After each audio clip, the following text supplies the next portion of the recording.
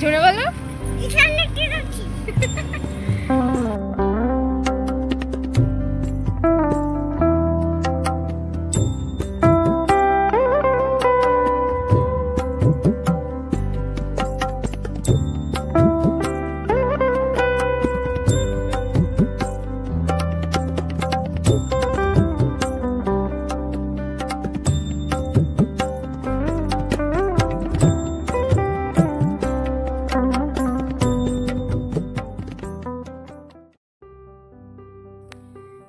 আজ সকালে ঘুম থেকে উঠে আরিয়ানের বাসি পেয়েছে। ছোটোবেলায় যখন ছোট ছিল আর কি, ওকে কৃষ্ণ সাজিয়েছিলাম, তখন বাবা এই বাসিটা ওর জন্য বানিয়ে দিয়েছিল। আর এটা স্মৃতি হিসাবে আমি ভেবেছি যতদিন পারবো আমার কাছে রেখে দেবো। এটা এত ভালো লাগে আমার। তো সকালবেলাতে ও পেয়েছিল, আর ওটা নিয়ে না কৃষ্ণের মতন বাঁশি বাজাবে। দেখতে এত মিষ্টি লাগছিল। আর তারপরেই তো নিচে এসে দেখো ওকে একটু রেডি করে দিয়েছিলাম আর কি, জামা কাপড় ছাড়িয়ে দিয়েছিলাম। তারপরে এই যে আজকে এখন একটু দুধ বিস্কুট দিয়েছি, এরপর একটু আর কি পরে আর কি ভাত খাইয়ে দেবো। তো আজকে তো ওকে নিয়ে যাব হসপিটালে, সেই জন্য সকাল থেকে একদম দৌড়াদৌড়ি করছি। সমস্ত কাজ কিন্তু আমার ওদিকে হয়ে গেছে, মানে ও ঘুম থেকে ওঠার আগে অনেক কাজ কমপ্লিট করে ফেলেছি। আর যেহেতু আজকে ওই 11টা নাগাদ বেরোবো, তো সেই জন্য তাড়াতাড়ি করছিলাম। না না, একটু আগে কি বললে? ইনজেকশন বলো। ইনজেকশন দিতে যাচ্ছি। জোরে বলো। খুব হাসি পাচ্ছে। একটু সময় একটু পরে যে কি করে সামলাবো।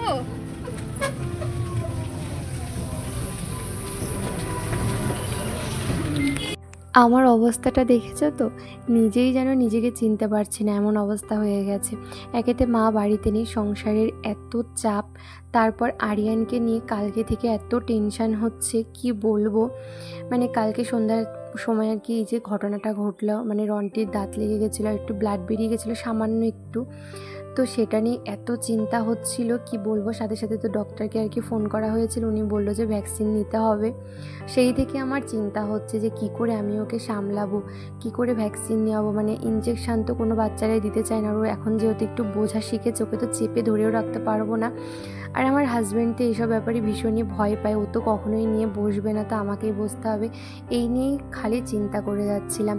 তো যাই হোক, আজকে ছিল বিপত্তারিণী মায়ের পুজো, মা তো আজকে বাড়িতে নেই, সেই জন্য আর পুজোর জোগাড় যন্ত্র বাড়িতে কিছু করা হয়নি। তবে এই যে রাস্তাতে দেখছিলাম আজকে যে সবাই বিপত্তারিণী মায়ের মানে মন্দিরে পুজো দিচ্ছিল এদিকে, তো জায়গায় জায়গায় আর কি মন্দিরে দেখছিলাম। তো যাই, আরিয়ানের এদিকে ভ্যাকসিন দেওয়া কিন্তু হয়ে গেছে। খুব চিন্তায় ছিলাম যে ও মনে হয় ভীষণ কান্নাকাটি করবে, দিতে পারবো না। তবে প্রথমবার না মানে 2 হাতে দেয়, তো ফার্স্ট হাতে যখন দিল তখন কিন্তু কান্না মানে করেনি, নিজেই নিয়েছে। যখন দেখেছে ব্যথা লেগেছে একটু, তখন আর কি কান্না করছিল। আর এক হাতে তো দিতেই চাইছিল না, তারপর অনেক বুঝিয়ে সুজিয়ে জোর করে ধরে তারপর আর কি দেওয়া হয়েছিল। যাই হোক, খুব বেশি কাঁদেনি। বাইরে নিয়ে আসার পর একটু ঝুড়ি ভাজা কিনে রেখেছিলাম আগেই, কি কিনবো, ওখানে তো সামনে থেকে কিছু আর কি ছিল না।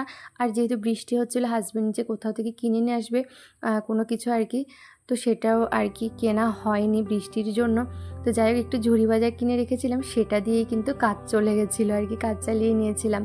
ওটা দিয়েই ভুলেছিল, মানে ঝুড়ি বাজারটার এত ভালো লেগেছিলো, ও ইঞ্জেকশনের কথা ভুলেই গেছিলো। অবশ্য পরে একটু ব্যথা হয়েছিল, তখন আর কি বলছিল মা হাতে ব্যথা। তো যাই হোক, হসপিটাল থেকে যাওয়ার পথে এইখানে একটা দোকান ছিল, আরিয়ানের জন্য ভাবলাম কয়েকটা জামা কাপড় আর কি নিয়ে যাই। তো দেখো এই জামা কাপড়ের মধ্যে না আমার কয়েকটা পছন্দ হয়েছিল আদ্যি কাপড়ের মধ্যে। তারপর আর কি মনে হলো ওই জামা নিলাম না। এমন দুটো জামা নিয়ে গেছি কি বলবো, মানে আমারই ভুল, আমি না একটুও বুঝতে পারি না। আমি ফার্স্টে বুঝেছি যে হ্যাঁ ওর গায়ে হবে, তো তোমাদেরকে দেখিয়েছিলাম। তারপর বাড়িতে গিয়ে দেখি না, মানে একদিন আমি তো সময় পাইনি বাড়িতে দেখার, মানে বাড়িতে গিয়ে খুব ব্যস্ত হয়ে গেছিলাম। তারপর একদিন পরে দেখছি যে জামাটা ছোটই হয়ে যাবে। এই যে জামাটা দেখছো, এইটা না আমার ভীষণ পছন্দ হয়েছিল জানো তো। তবে ভাবছি যে আবার যেদিন হসপিটালে তো যেতে হবে আর একদিন ভ্যাকসিন দিতে, তখন এই জামাটা নিয়ে নেব। তো ওই জামা দুটো তো গায়ে আর কি ছোট হয়ে গেছে, তো কি করা যাবে, একটুখানি আর কি দুটো জামা নিয়েছিলাম ওর জন্য, আরিয়ানের জন্য, আর আরিয়ানের ভাইয়ের জন্য নিয়েছিলাম একটা গেঞ্জি। তো যাই হোক, তারপর আমার একটা ওড়না পছন্দ হয়েছিল, হাজব্যান্ডকে বললাম আমাকে ওড়নাটা কিনে দেবে। তো দেখো ও আর কি ওই ওড়নাটা কিনে দিয়েছে, তো তোমাদের বাড়িতে গিয়ে ভালো করে দেখিয়েছিলাম আর কি। সত্যি মানে ওড়নাটা এত ভালো লাগছিল কি বলবো। আর তারপর কিন্তু বাড়িতে এসেই আগে আরিয়ানকে ফ্রেশ করে দিয়ে তারপর ওকে একটু দুধ দিয়ে দিয়েছিলাম। আর আজকে আমরা খাওয়ার সময় পাইনি, সকাল থেকে এত কাজ করছিলাম, তো তোমাদের সেটা আস্তে আস্তে বলছি আর কি, শেয়ার করব।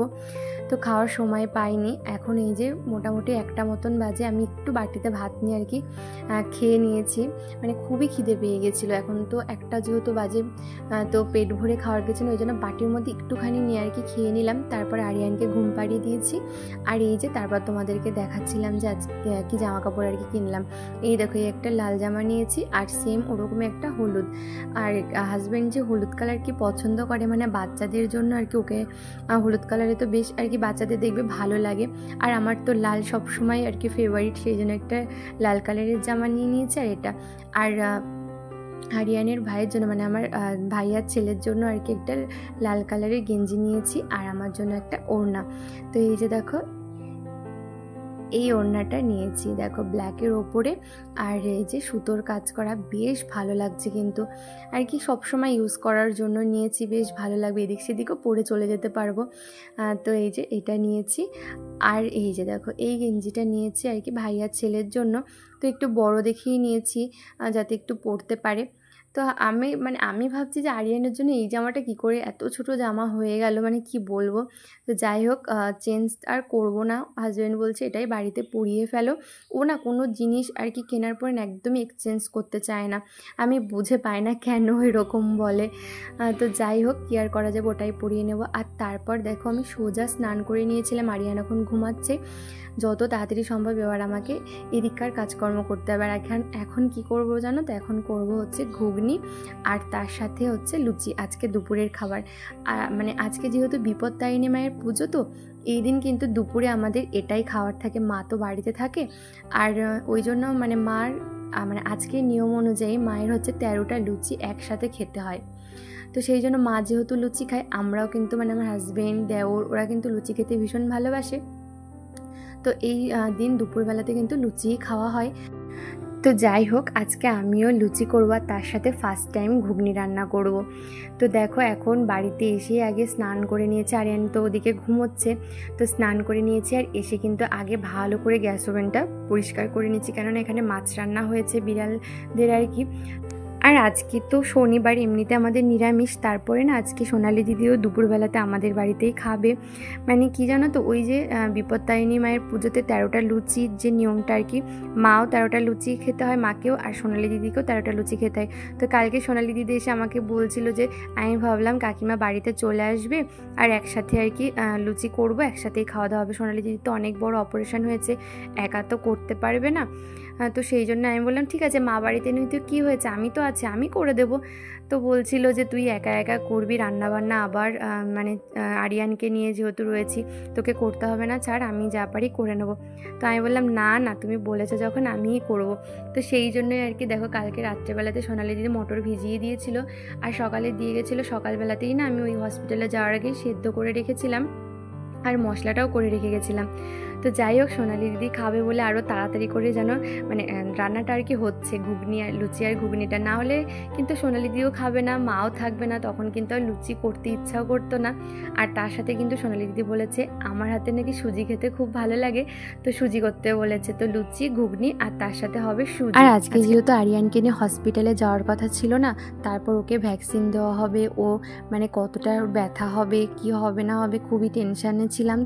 তো সেই জন্য সকালবেলাতে ভোরবেলাতে উঠেই কিন্তু অনেক কাজ আমি কমপ্লিট করে ফেলেছিলাম, মানে আজকে কোনো দিকে তাকাতাকি করিনি। আগে ঘুম থেকে ওঠার পরে আরিয়ানের দুধটা রেডি করে হাজব্যান্ডকে দিয়ে এসেছিলাম, তারপর নিচে এসে নিচের ঘর ঝাড় দেওয়া, ঘর মোছা, জামা কাপড় কাচা, রান্না করা, মানে ভাত ডাল আর আলু ভাজা করেছিলাম সকালবেলাতে।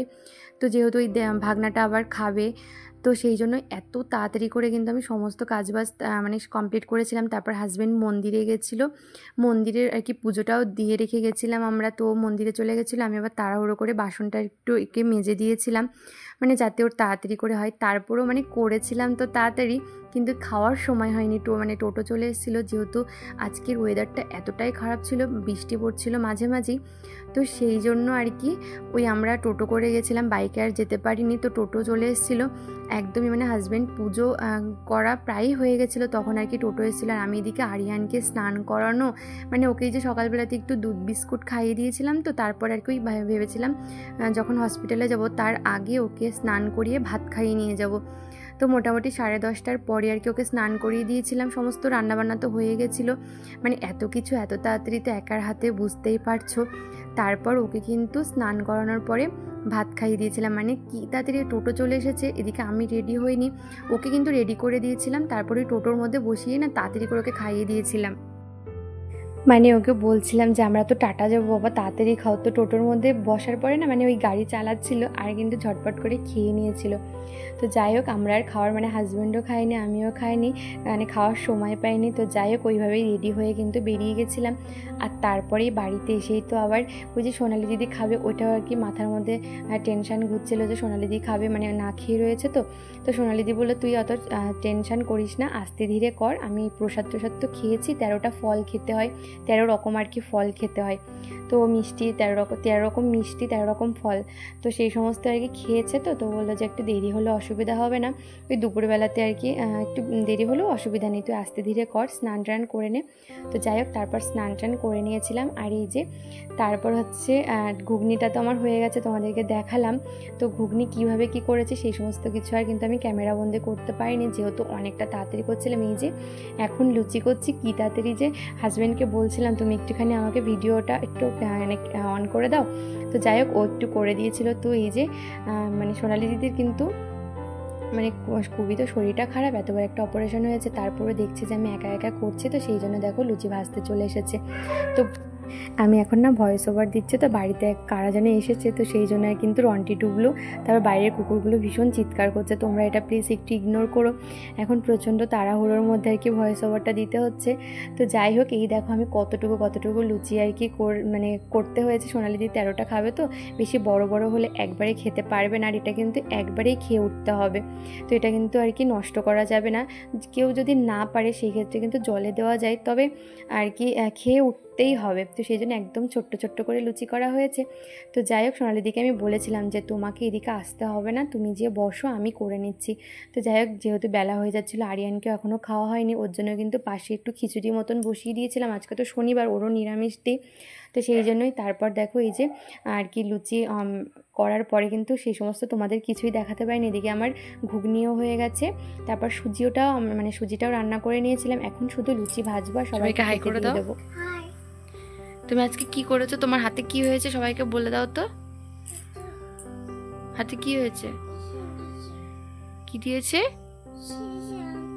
জোরে বলো।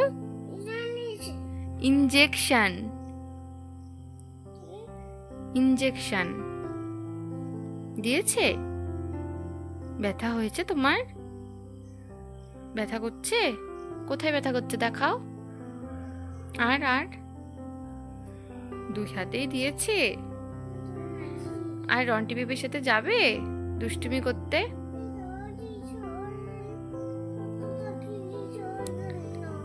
হ্যাঁ, না, তুমি রন্টি বিবির সাথে কি দুষ্টুমি করছিলে? রন্টি বিবিকে এটা মুখের মধ্যে দেবে, ওটা মুখের মধ্যে দেবে, রন্টি বিবি কত সহ্য করবে তোমাকে বলো? আর রন্টি বিবি তো তোমাকে ওই যে দেখেছো, রন্টি বিবি তো তোমাকে কখনো কামড়াতে চাই না, তো তোমার কাছে যেতেই চায় না, তুমি জোর করে যাও।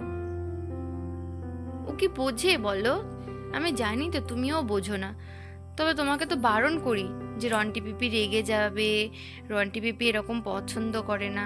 টুবলু দাদা ঠিক আছে, ও কিছু তোমায় বলে না, কিন্তু রন্টি পিপি তো ও তো ওরকম ব্যথা সহ্য করতে পারে না, রন্টি পিপি ভয় পায়, সেই জন্য। আর করবে না তো রন্টি পিপির সাথে দুষ্টুমি?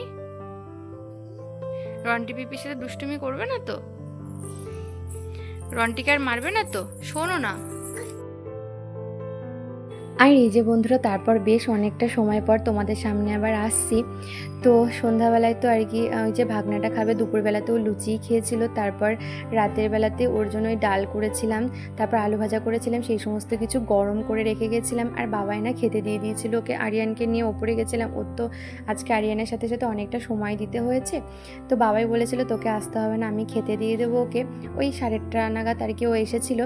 তারপর দেখো বাবাইকে আমি বলে গেছিলাম বিছনে আজকে যে সারাদিন আমি কত বাসন মেজেছি। ওই যে লুচি টুচি করা হয়েছিল না, এত বাসন হয়ে গেছিলো কি বলবো। সোনালিদি দেখে বলছে তুই এত বাসন মাজবি, তুই রাখ আমি কটা মেজে দিই। মানে এটা কি হয় বলো, সোনালিদির এমনিতে শরীর খারাপ। তারপর আমি বলছি তুমি যাও তো, আমি ঠিক আস্তে আস্তে করে নেবো, একটু সময় লাগবে, ঠিক আছে। আমি সমস্তটাই ওই আস্তে আস্তে করে নিয়েছিলাম। আমার অনেক সময় লেগেছিলো আজকে রান্নাঘর পরিষ্কার করতে। তো যাই হোক, তারপর সন্ধ্যাবেলায় তো আরও মানে অনেক কিছু ছিল, সেই সমস্ত খাবার দাবার খালি করে অনেক বাসন হয়ে গেছিলো, সেইগুলো ধোয়ার সময় পাইনি। আমি বাবাইকে বলে গেছিলাম যে দেখো বিসিনে অনেক বাসন আছে, তুমি কিন্তু ওগুলো ধোবে না। মানে আমি জানি যে ওইগুলো আর কি বাবাই ধোবে, আমি বারবার করে বারণ করে গেছি। তো নিচে এসে দেখি হ্যাঁ বাবাই ওইগুলো ধুয়ে দিয়েছিল, কত বাসন দেখেছে। তো ওইগুলো আবার আমি একটু গুছিয়ে রাখলাম। তো যাই হোক, সবাই মিলে এরকম কিন্তু আমাকে হেল্প করে। আর তারপর দেখো আমার ওই নতুন যে ওড়নাটা হাজব্যান্ড কিনে দিয়েছে, সেটা আরিয়ানকে কি সুন্দর করে পরিয়ে দিয়েছিল। ভাবছিলাম যে একটু ছবি তুলবো, হাজব্যান্ডও চেষ্টা করছিল, আরিয়ান এত দুষ্টুমি করছিল, ছবি তো তুলতেই দিল না। তো যাই হোক, এখন ঘড়িতে বাজে 12:15, খাওয়া দাওয়া কমপ্লিট, সমস্ত কাজ কিন্তু আমার কমপ্লিট। আর এত বাসন হয়েছিল আজকে কি বলবো। হাজব্যান্ড ওদিকে বিছানা করতে চলে গেছে ওপরে, আর আমি রান্নাঘরে কাজ করছিলাম। আর আরিয়ান এদিকে টুল নিয়ে এসে জল ঘাটছে। মানে ওর কাণ্ড কারখানা দেখে না আমি এত কি বলবো হাসি পায়, হাসবো না কি করবো বুঝতে পারি না। আমরা এখন কি খাবো? আমরা এখন চিপস। এটা জগন্নাথ ধামের প্রসাদ, দীঘার মহাপ্রসাদ। এই যে ছবি, এখানে কে কে আছে, দাঁড়াও পড়ে যাবে, দাঁড়াও আমি দিচ্ছি, দেখেছো? আমি দিচ্ছি মা, ফেলবে না কিন্তু, প্রসাদ ফেলতে নেই। তো যাই হোক, সমস্ত কাজ কিন্তু কমপ্লিট হয়ে গেছে, রান্নাঘর একদম পরিষ্কার পরিচ্ছন্ন। কালকে সকালে আবার আর কি এসে কাজকর্ম শুরু হবে। তো পরিষ্কার পরিচ্ছন্ন রান্নাঘর দেখলে আর কি, যখন রান্নাঘরের দরজাটা খুলবো তো যখন দেখবো রান্নাঘরটা একদম পরিষ্কার, তখন কিন্তু একদম মনটা শান্তি লাগবে। তো যাই হোক, গুছিয়ে নিয়েছি, যতই রাত হোক। রাত 12টা এখন বেজে গেছে। এখন এই যে একটুখানি আর কি জগন্নাথ ধামের প্রসাদ দিচ্ছে আরিয়ানকে, এটা দিয়ে আর কি ভোলাচ্ছি। তো জল ঘাটছিল, তো কান্নাকাটি করছিল জল ঘাটতে দেবো না বলে। তো যাই হোক বন্ধুরা, চলো আজকের মতো ভিডিওটা এই পর্যন্তই রাখছি। ভিডিওটার কোনো অংশ যদি একটু ভালো লেগে থাকে একটা লাইক করে দিও। চলো টাটা, গুড নাইট, দেখা হচ্ছে নেক্সট ভিডিওতে। আর তোমরা যারা আমার চ্যানেলটিকে এখনও সাবস্ক্রাইব করোনি, দেরি করছো কেন? তাড়াতাড়ি সাবস্ক্রাইব করে আমার নতুন বন্ধু হয়ে যাও। চলো, অনেক গল্প হবে, টাটা।